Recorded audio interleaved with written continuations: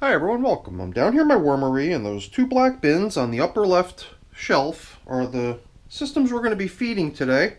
What we've got for our little friends is some grapes. The grapes have been left in this bag here because after they were left to thaw for a little while, I put the bag down in my sink and then I pressed my weight down onto these grapes to burst the skin of each to make the juicy insides readily available so that the worms could rip right into it and not be obstructed by the skin of the grape. Geez, you think about it, the skin of the grape, it's like virtually nothing from our point of view, but from a worm's perspective, it can become an obstacle to getting at the juicy insides of the grape. So, the worms are the African night crawlers in these two systems, which, as you can see, are not set up the same. The one on the right was left uncovered since it was thought to be a little bit overly damp. We left the covers over on bin number 1, and hopefully after the past 12 days of the systems being out here this way, well, hopefully we've lost some of the excess moisture in bin number 2, and if they're equal again, then we'll just distribute the top coverings evenly again at the end. So let's get these systems up on the bench and get to getting them fed. Over here, as you can see, I've got my information board, so before we get our hands dirty, let's really quick go over the stats. The systems are 243 days of age. I think we already touched on the interval that's passed since the last check-in, 12 days. At which point they got feeding 21, and feeding 22 going in today is going to be delivered without bedding, since foraging is what we consider to be the phase of the system's life cycle at which point we add no more fresh bedding. We simply feed them, give them the coffee, give them the grapes. Although, you know, I do sometimes cheat a little bit. I'll give them these filters. I was just peeking in underneath the paper covers to check out the state of our feedings on indicators. They're holding up good, being basically dry. But since we've got replacements, I think we can treat these little guys to just a little bit more bedding to accompany their feeding. But for the most part, bedding is, from this point forward, going to have to be the stuff that they've already received over the lifespan of these systems. Plenty of different types of bedding floating out on the surface. Some of the bedding was delivered with little stems, such as the leaves. And right away, I think one of the first signs of high moisture is usually an abundance of springtails. You only scrape a little bit of the material that's dry out on the surface aside, and you can already see springtails everywhere. And, well, I guess what I'm curious of is moisture here. We'll, only really know once we dig in. What's out on the surface doesn't tell you a whole lot. Although you could tell that this stuff hasn't dried quite as much just because of its proximity to much more damp material down below the surface. So let's dig in. We got ourselves a little spider guest who I would hate to injure if I was to suddenly really get into my check-in here and become super disruptive. So I'm attempting to kind of usher this little guy out of the system, but it's not really going so well for me. Alright, well, nice thing about that is that you can just simply drop the little guy off your hand, and then with a little piece of silk, they'll allow themselves down to the surface of the table. I'm definitely curious to see how these little guys did over 12 days with a fairly abundant last feeding.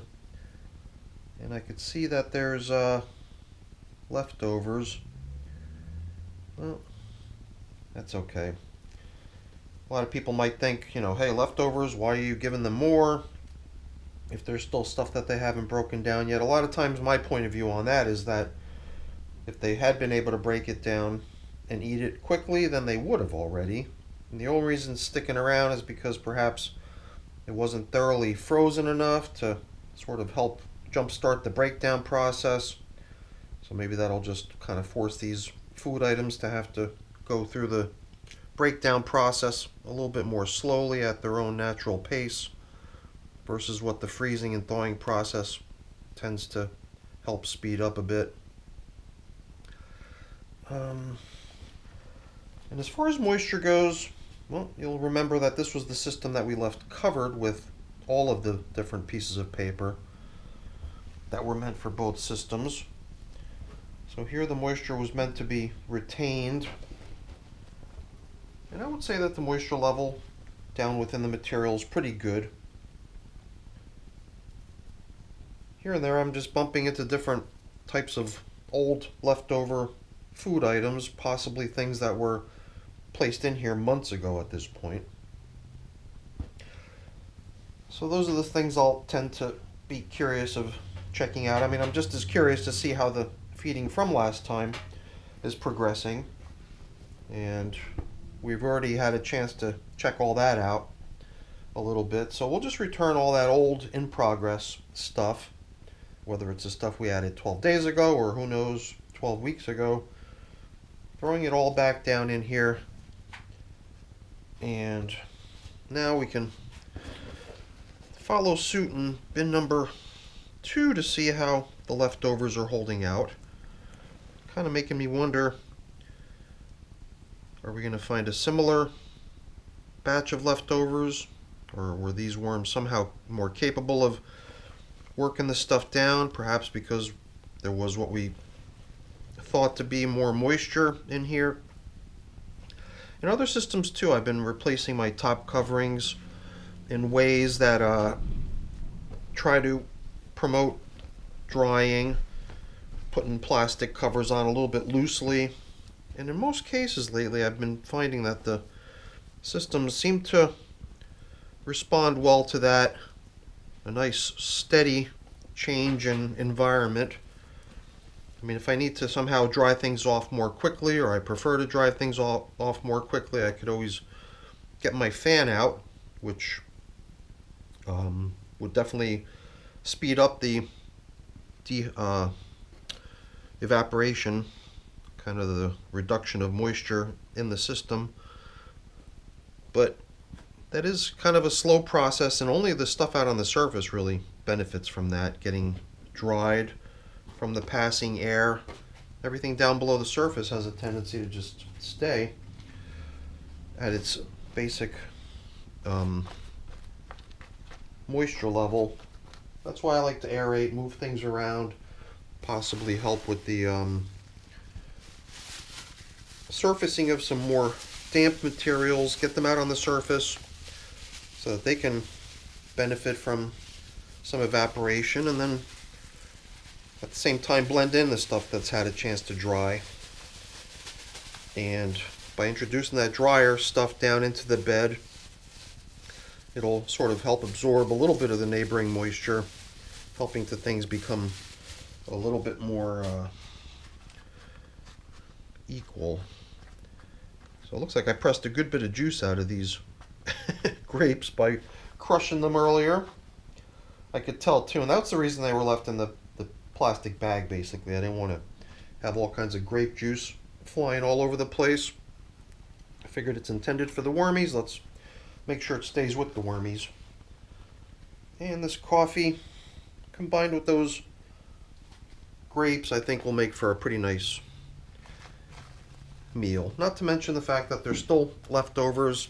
I had a hunch that that material that we gave them last time hadn't been in the freezer long enough, or just hadn't thoroughly frozen yet. It didn't have that kind of appearance to it, like it's thoroughly frozen and it's gonna really break down in the thawing process.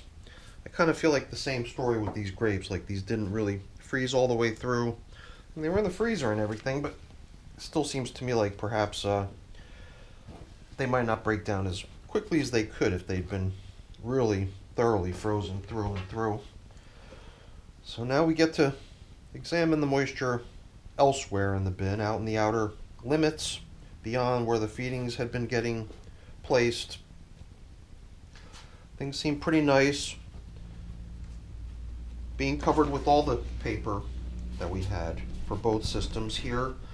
Help the system hang on to its moisture, and I do feel like allowing for any more moisture loss would probably be a mistake. Even though it's been pretty humid lately, and the high humidity definitely stifles evaporation, allowing things to hang on to their moisture much more readily. Still feeling like it might be a good idea to cover up as thoroughly as we can to really limit the amount of evaporation that happens here.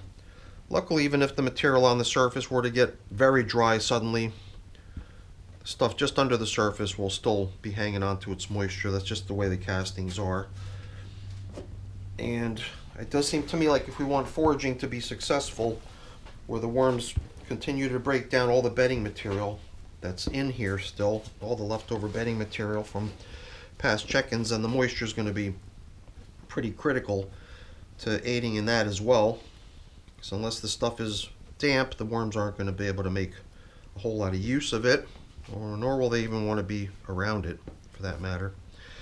So decisions. You know, I guess the decision I was kind of hemming and hawing about there was, do I cover these systems up with plastic now? As far as equalized, I would say a little bit more damp over in bin number 2, but not so much that I would want to skew the coverings any longer. We're back to covering each one with 2 sheets of paper, which was the idea when I bought these new coverings in not too long ago. They allow a little bit of protection, but also at the same time allow for a good bit of ventilation and drying. And I think that'll help the system here to get a little bit more crumbly, a little bit more loose, a little bit more manageable. But if it gets much drier, we might be covering up with some plastic going forward. But for now, I think we're good as is, so we'll just continue as is. That's it for the check-in, everyone. Hopefully you enjoyed it. If you did, as always, please don't forget to leave me a quick thumbs up before you go. That's always really appreciated. And if you haven't done so already, please also consider subscribing to the channel. That's very much appreciated as well. All right, everyone. Thanks for watching. Have a great day. Bye now.